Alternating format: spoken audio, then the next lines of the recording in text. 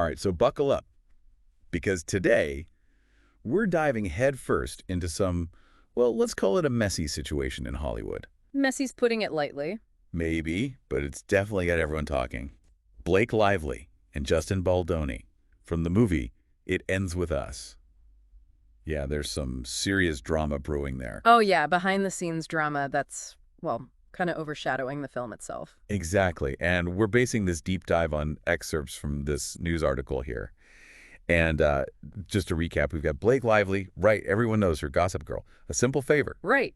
She's accusing Justin Baldoni, yeah, Miss Jane the Virgin himself, and producer from the movie, of some pretty inappropriate behavior on set. We're talking being shown nude videos, comments about her weight, even some messed up stuff about her deceased father. Yeah, it's pretty heavy stuff. And it seems like it wasn't just a one-time thing either. You're right, the legal complaint actually mentions that Lively had specific conditions for working on the film. Like what?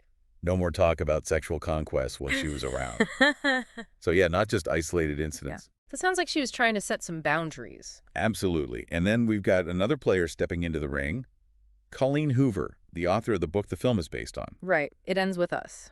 Yet she goes on Instagram, posts about Lively, calls her, and I quote, honest, kind, supportive, and patient. Then she links an article from the New York Times about a Hollywood smear machine.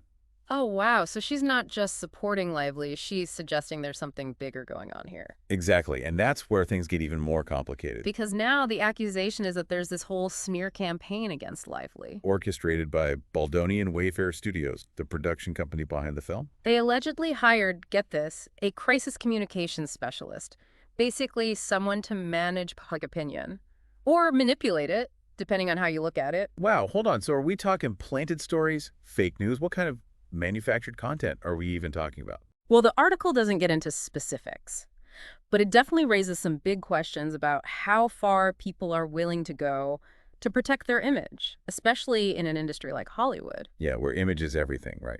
So on one hand, we have these pretty serious accusations from Lively, and then on the other, Baldoni's lawyer comes out swinging, totally denies everything, calls the accusations, quote, completely false, outrageous, and intentionally salacious. Yeah, sounds like he's gearing up for a legal battle. Big time. But it's hard not to notice the irony, right? I mean, we're talking about Justin Baldoni, the guy who wrote Man Enough, a whole book challenging traditional masculinity. Right, and his Jane the Virgin character, Raphael, he's often seen as this sensitive, progressive guy. Exactly. So how do these accusations fit into that image? Is it all a facade, or, I don't know, is there some way to reconcile these two versions of Baldoni? Honestly, that's the million-dollar question. It really makes you think about what it means to be man enough, especially in Hollywood, where, let's be real, appearances can be deceiving. Absolutely. And it's hard not to see the parallels between this whole situation and the themes of the film itself. It Ends With Us. I mean, the story is about a woman trapped in an abusive relationship. Right, and now you have these real-life allegations of, well, at least inappropriate behavior swirling around the film. It's like art imitating life, or maybe the other way around. Yeah. So how do you think this impacts how the audience views the movie? Yeah. Does it make the message of the film more powerful, or does it kind of get lost in all the drama? It's tough to say for sure. I mean, some people might see it as this tragic irony, like, look, this kind of behavior happens everywhere, even in Hollywood, where you think things would be different. Right. But then others might feel like the whole controversy distracts from the film's message.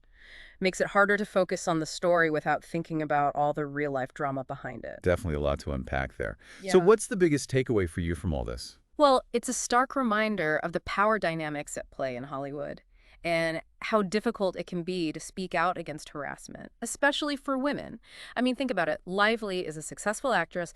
She's married to Ryan Reynolds. She's got a platform. And even she is facing this kind of backlash. It really makes you wonder, what happens to those who don't have that kind of support system? Exactly. And that's the really scary part. It takes a lot of courage to come forward with these kinds of accusations, knowing the potential consequences. Absolutely. And this whole situation, regardless of how it plays out legally, it really underscores the challenges and risks involved for anyone speaking out against harassment, not just in Hollywood, but anywhere. And that's a conversation we need to keep having. Couldn't agree more. Thanks for joining us for this deep dive. Anytime.